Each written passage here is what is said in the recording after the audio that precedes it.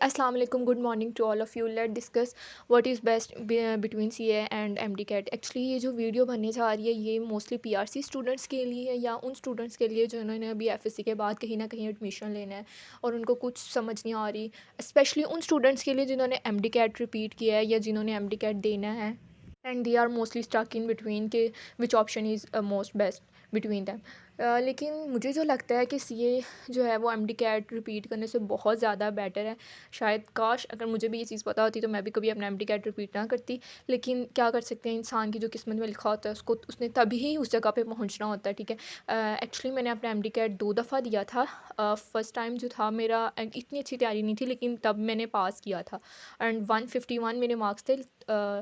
ये कोरोना के डेज़ की बात है, जब फर्स्ट टाइम कोरोना आया था ना, उस टाइम की बात है। तब मेरे 151 मार्क्स थे लेकिन वो तब इतनी अच्छी तैयारी नहीं थी। घर में ही सारा मतलब ऑनलाइन ही पढ़ा था जिसकी वजह से इतने। लेकिन सेकंड टाइम जो थे वो मेरे मार्क्स काफ़ी अच्छे थे, 170 मेरे मार्क्स थे एमडी कैट के। But I could not secure the seat.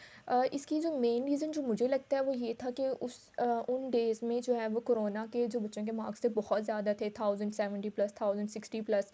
क्योंकि वो उन्होंने तो पेपर ही नहीं दिए थे और उनके वैसे भी, मैं उनको डिस्क्रेट नहीं कर रही, लेकिन एज सच कंपेयर टू जो उससे लास्ट ईयर बच्चों के मार्क्स थे वो इतने नहीं थे। मेरे 1005 मार्क्स थे और जिसकी वजह से मेरा फिर एडमिशन नहीं हो सका था। आई थिंक 2% से जो है वो मेरा रह गया था। लेकिन इट्स अ ब्लेसिंग एंड डिस्क्यूज़, क्योंकि सीए जो है ना वो मुझे इसमें मेरा इतना दिल लग गया है माशाल्लाह से।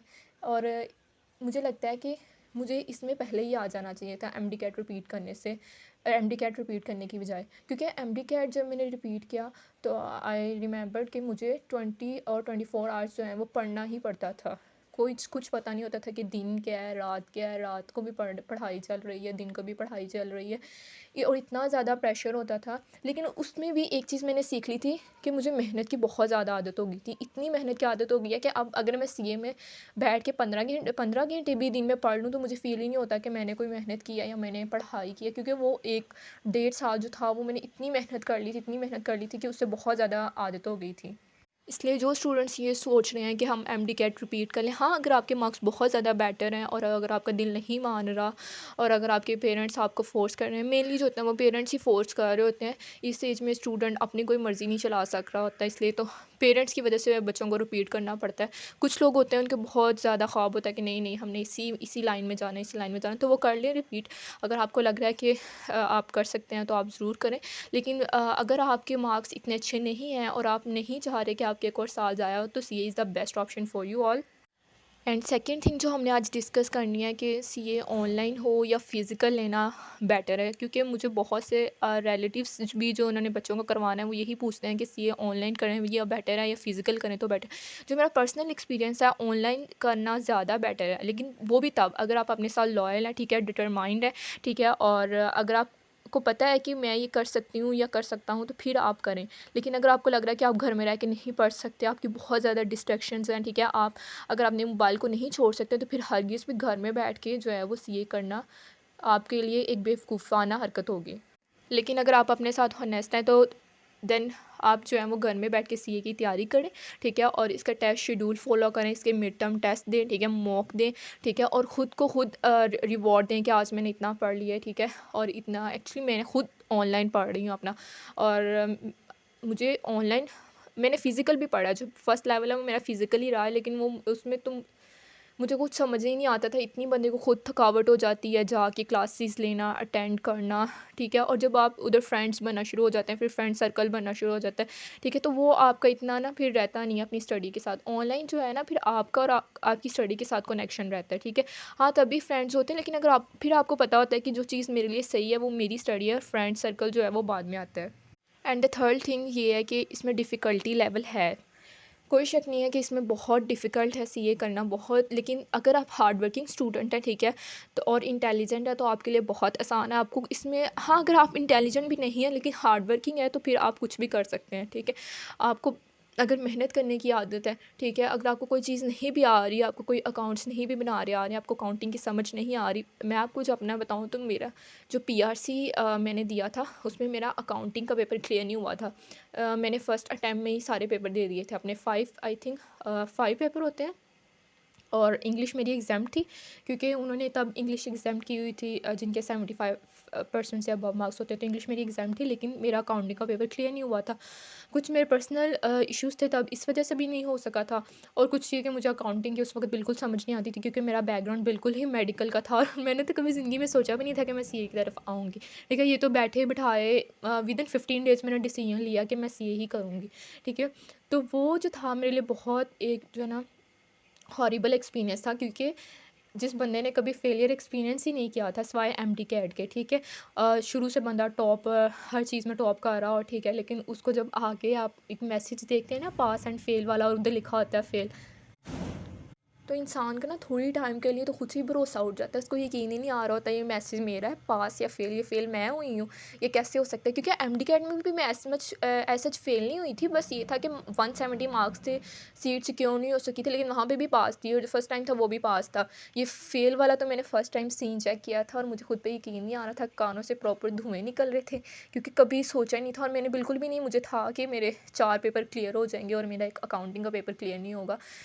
ठीक है, तो देन मैंने जब देखा कि इसमें मेरी अपनी गलतियाँ थी, क्योंकि मैंने उस तरह उसको स्टडी ही नहीं किया था, मैं उसको जो है जैसे दूसरे सब्जेक्ट्स थे मैं उसको वैसे ही ले रही थी, लेकिन अकाउंटिंग की जो सब्जेक्ट्स हैं वो आपकी ज़्यादा मेहनत मांगते हैं एज़ कम्पेयर टू दूसरे, जैसे इकोनॉमिक्स हो गया। हाँ, ये बच्चों पर डिपेंड करता है, कुछ बच्चों की क्रैमिंग अच्छी होती है, वो अच्छे तरीके से क्रैम कर लेते हैं, और कुछ लोगों की प्रैक्टिस अच्छी होती है। तो मेरी जो स्टार्टिंग में क्रैमिंग अच्छी थी, ठीक है, मुझे प्रैक्टिस इतनी नहीं थी, क्योंकि जब आप मेडिकल बैकग्राउंड होता है ना, तो वो बायो फिजिक्स केमिस्ट्री को याद कर करके आपकी याद करने की आदत हो जाती है, ठीक है, आपको इतना प्रैक्टिस का नहीं होता, ठीक है। लेकिन फिर मैंने ये चीज़ फ़ील की कि अकाउंटिंग में क्रैमिंग से ज़्यादा प्रैक्टिस की ज़रूरत है, ठीक है। इसमें ये वो इकोनॉमिक्स वाला हिसाब नहीं चलेगा, क्योंकि पीआरसी में तब इकोनॉमिक्स आ गई थी, या फिर इसमें बीला वाला हिसाब नहीं चलेगा, सीला वाला हिसाब नहीं चलेगा। इसमें आपको प्रैक्टिस करनी पड़ेगी, और इसमें आपको थ्योरेटिकल सब्जेक्ट से एज़ कम्पेयर्ड आपको ज़्यादा टाइम देना पड़ेगा, देन ही आपकी अकाउंटिंग पास हो सकती है, ठीक है। तो वहाँ से फिर मैंने प्रैक्टिस करना स्टार्ट की, तो अल्हम्दुलिल्लाह मेरा वो फिर क्लियर हो गया था। एंड देन अभी जो मेरे थ्योरेटिकल सब्जेक्ट होते हैं उनको मैं देती हूँ टाइम, लेकिन इतना नहीं देती जितना मैं दूसरे सब्जेक्ट्स को देती हूँ, क्योंकि मुझे पता है कि अब प्रैक्टिस मोर इम्पॉर्टेंट है, क्योंकि अब सीए है, अब कोई मेडिकल का सब्जेक्ट्स नहीं है जिसमें हम क्रैम करी जाएंगे, तो वो हमारा क्लियर हो जाएगा। But it it all depends upon your mind, कि कुछ मेरे फ्रेंड्स हैं उनको लगता है कि नहीं, क्रैम करना ज़्यादा मुश्किल है, प्रैक्टिस ज़्यादा आसान है, ठीक है। तो डिपेंड करता है, स्टूडेंट ये वेरी वेरी कर रहा होता है कि स्टूडेंट जो है वो किस चीज़ को ज़्यादा आसान ले रहा है, किस चीज़ को ज़्यादा मुश्किल ले रहा है, ठीक है। लेकिन फिर वही बात की आपकी हार्ड वर्किंग पे डिपेंड करता है, अगर आप हार्ड वर्क है तो आपके लिए कोई भी चीज़ मुश्किल नहीं होती, वो हर चीज़ आसान हो जाती है वक्त के साथ साथ। एंड देन वी डिस्कस के pros and cons of CA के क्या फ़ायदे हैं और सीए के क्या नुकसानात हैं, ठीक है। सबसे पहला जो मुझे लगता है कि इसका फ़ायदा है कि you will become more successful. वैसे सक्सेसफुल ज़रूरी नहीं है कि आप सीए करेंगे तो सक्सेसफुल होंगे, सक्सेसफुल होने के लिए और भी बहुत सी चीज़ें ज़रूरी हैं, अगर वो आप कर लें। लेकिन दुनिया की बेस पे अगर आप देखें, तो अगर आप सीए कर लें तो you will become more successful as compared other, कि आप कुछ और करें, क्योंकि मेरी फैमिली में जो ज़्यादातर हैं वो टीचिंग करते हैं। माय मामा एंड बाबा बोथ आर टीचर्स, ठीक है। एंड मतलब पूरी फैमिली ही टीचर्स की है, ठीक है। सारे मतलब जो मामू वगैरह हैं वो भी सारे टीचर्स हैं, ठीक है। तो मुझे उनको था कि मैं सीए ना करूं, मैं भी टीचिंग की तरफ आऊं, मैं भी कोई बीएस केमिस्ट्री कर लूं, बीएस फिजिक्स कर लूं। लेकिन मुझे जो था ना इस चीज़ से बहुत ज़्यादा था, इतने टीचर्स देख देख के ना मुझे कुछ होता था कि मैं कहती थी नहीं, मैं टीचर्स नहीं बनना, मैंने टीचर नहीं बनना, टीचर नहीं बनना। इसलिए इससे बचने के लिए ना फिर मैंने सीए की तरफ आए, ठीक है। क्योंकि मेरा माइंड जो था वो बिज़नेस की तरफ था, कि बिज़नेस जो है ना, क्योंकि मैंने देखा है कि जब तक आपका खुद का बिज़नेस ना हो तब तक वो चीज़ नहीं आती। एक अगर आप गवर्नमेंट की जॉब भी है ना, तो वो आपकी एक पे जो है वो आपको दे रहे हैं, ठीक है, लेकिन उस हिसाब से फिर आपकी वो चीज़ें पूरी नहीं हो पाती जो आप एक खुद अपने बिज़नेस करके कर सकते हैं, ठीक है। मेरा जो भाई है वो आईसीएम में फाइनलिस्ट है, ठीक है। तो वो भी मुझे मोटिवेट करता था कि नहीं बिज़नेस कर, क्योंकि वो अब माशाल्लाह अपना बिज़नेस कर रहा है, ठीक है। उसके आईसीएमई के 2 पेपर रह गए हैं, लेकिन उसका जो है वो उसका बहुत टाइम लगा था, ठीक है। लेकिन वो उसकी अपनी गलती थी, मैं भी उसे ये कहती हूँ कि तुम्हारी अपनी गलती है कि तुमने इतना टाइम लगाया, क्योंकि वो एट द स्टार्ट वो इतना सीरियस नहीं था, उसने इसको चीज़ को इतना सीरियस ही नहीं लिया। लेकिन वो चीज़ फिर मैंने उससे सीखी कि अगर मैं इसको स्टार्ट से सीरियस लेके करूँगी तो वो मेरे लिए बेटर है, एज़ कम्पेयर कि मैं लास्ट पे जाके इसमें सारा दिन रात लगा दूँ, ठीक है, और फिर मुझे हो कि बस नहीं, अभी मैंने पेपर ही क्लियर करना है, पेपर ही क्लियर करना है। तो ये वाला हिसाब नहीं रहता। एंड ऑफ़ कोर्स इससे मनी तो आपको मिलती है बहुत ज़्यादा, लेकिन मेरे ख़्याल में नहीं कि आपको पैसों से ज़्यादा जो है वो सेटिस्फेक्शन हो सकती है। आपका सुकून आपका ज़्यादा इम्पोर्टेंट है, जो आपका पीस, इनर पीस जो है वो ज़्यादा आपकी जो जिस चीज़ में आप ज़्यादा कंफर्टेबल हैं, ठीक है? तो वो ज़्यादा इम्पोर्टेंट है एज़ कम्पेयर्ड कि आपको इससे कितने पैसे मिलेंगे। और बहुत से बच्चे हैं जो सवाल पूछते हैं कि हम कितना कमा लेंगे, या ये सेकेंडरी चीज़ें हैं। जो प्राइमरी चीज़ है वो यही है कि आपको इस चीज़ में कितना सुकून मिल रहा है, आप कितने कंफर्टेबल फ़ील कर रहे हो। एंड एक ये भी चीज़ कि after CA you can work in different places, कि आप टीचिंग भी कर सकते हैं, ठीक है? आप किसी बैंक में भी जॉब कर सकते हैं, आप किसी इंडस्ट्री में भी वर्क कर सकते हैं, आप अपना बिजनेस रन कर सकते हैं, ठीक है? मतलब ये है कि इसमें डिफरेंट स्कोप आ जाते हैं। ये नहीं है कि आप सिर्फ एक ही चीज़ में स्टक होकर रह सकते हैं। अभी कुछ लोग होते हैं वो एक चीज़ में स्टक होके नहीं रह सकते, उनको डिफरेंट चीज़ें करनी होती है, ठीक है? जैसे मेरा मेरा अपना माइंड ये है कि मैं एक चीज़ तक नहीं रह सकती, ठीक है?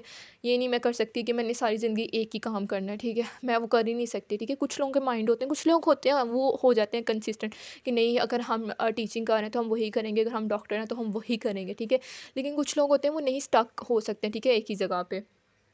तो ये उन लोगों के लिए बहुत बेटर है। और इसके कॉन्स में यही आता है कि इसमें time period I think so बहुत ज़्यादा लग जाता है, लेकिन वो भी आप पे डिपेंड करता है। अगर आप जो है कंसिस्टेंट हैं, डिटरमाइंड हैं, ठीक है, और हॉनेस्ट अपने साथ, तो मुझे नहीं लगता इसमें ज़्यादा टाइम लगता है। वो आप पे डिपेंड करता है कि आप कितनी अटेम्प्ट्स में कर रहे हो, ठीक है, कितना खुद में खुद के साथ लॉयल हैं, ठीक है। सेकंड थिंग जो मुझे लगता है कुछ स्टूडेंट्स के लिए हो सकती है कि उनको पढ़ना बहुत मुश्किल लगेगा कि दिन में कितनी कितने घंटे पढ़ते हैं। 10-12 घंटे तो लग ही जाते हैं, लेकिन कुछ स्टूडेंट्स होते हैं ना, उनके पास इतना टाइम नहीं होता और कुछ का दिल भी नहीं लगता इतना पढ़ाई में। लेकिन वो भी फिर आप पे डिपेंड करता है कि अगर आपने कामयाब होना है तो कुछ पाने के लिए आपको कुछ होना भी तो पड़ेगा, ठीक है। और अच्छी बात है अगर आप अपना ज़्यादा वक्त पढ़ाई में गुजार रहे हैं, आप बुरे कामों से बच रहे हैं, ठीक है। तो ये एज़ कम्पेयर्ड ये भी फिर इसका फ़ायदा ही हो सकता है, नुकसान नहीं हो सकता। हाँ, कुछ लोगों के लिए नुकसान भी हो सकता है। And the last most important thing, इसमें जो फेलियर है, जो इसमें आपको फेस करना पड़ता है, वो बहुत मुश्किल है, ठीक है। आपको लोगों की बातें सुननी पड़ती है कि हाँ हाँ, बड़ा शौक था इसको सीए में जाने का, ठीक है। अब देखेंगे कितना फेल होता है, ठीक है। बहुत से लोग आपका साथ छोड़ देते हैं, ठीक है। ये मेरे खुद का पर्सनल एक्सपीरियंस है कि जब आपका पेपर फेल होता है तो बहुत से लोग आपको मोटिवेट करते हैं, लेकिन उससे ज़्यादा आपको लोग डीमोटिवेट कर रहे होते हैं। तो ये सब आपके माइंड पे डिपेंड करता है कि आपने किन किन लोगों की सुननी है, ठीक है, और किन लोगों की नहीं सुननी। इसलिए अपने आप पे भरोसा रखें, हर चीज़ को अपने मुताबिक करें, ठीक है। और जो चीज़ खुद को बेटर लग रही है अपने लिए, कि अगर आप एमडी कैट रिपीट कर सकते हैं तो ज़रूर करें, ठीक है। लेकिन अगर लग रहा है कि सिर्फ वक्त का ज़ाया, तो फिर ना करें। या अगर चाह रहे हैं कि कोई एक्सपीरियंस करके देखना चाह रहे हैं तो वो भी ना करें, दूसरों के एक्सपीरियंस से सीखें, ठीक है, और कोई बेस्ट ऑप्शन चूज़ करें, ठीक है। अल्लाह हाफिज़, थैंक यू।